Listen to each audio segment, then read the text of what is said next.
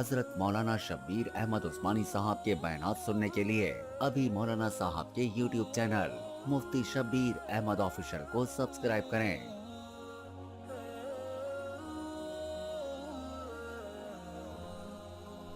روزہ کن حالات میں نہ رکھنا یا توڑ سکنے کی اجازت ہے؟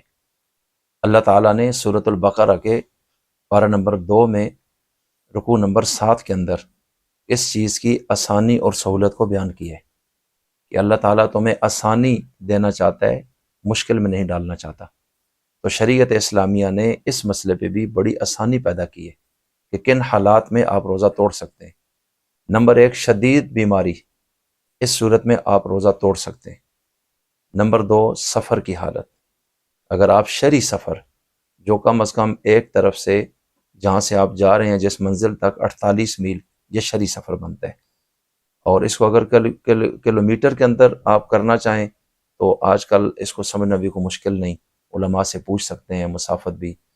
اور اس کے بعد تیسری چیز، کوئی حاملہ عورت جو دودھ پلانے والی، اس کی جان کو خطرہ ہو، اس پوزیشن میں بھی۔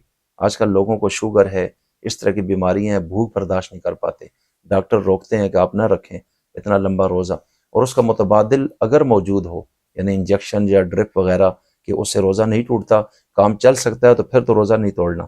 لیکن اگر وہ صورت بھی ممکن نہیں اور ایک ہی آپشن ہے کہ روزہ توڑا جائے، تو پھر اس صورت میں یہ شدید بیماری تصور ہوگی۔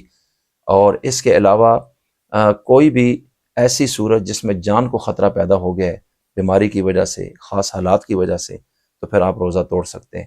اور ایسی صورت میں روزے کی قضا کرنا ضروری ہے، یعنی ایک کے بدلے ایک، اور بغیر کسی شرعی عذر کے اگر کسی نے رمضان کا روزہ چھوڑ دیا تو وہ بہت سخت گنہگار ہوگا۔ پوری زندگی بھی اگر روزے رکھتا رہے تو اس ایک روزے کی قضا مکمل نہیں ہو پائے گی، یعنی اس کا بدل نہیں بن سکتا۔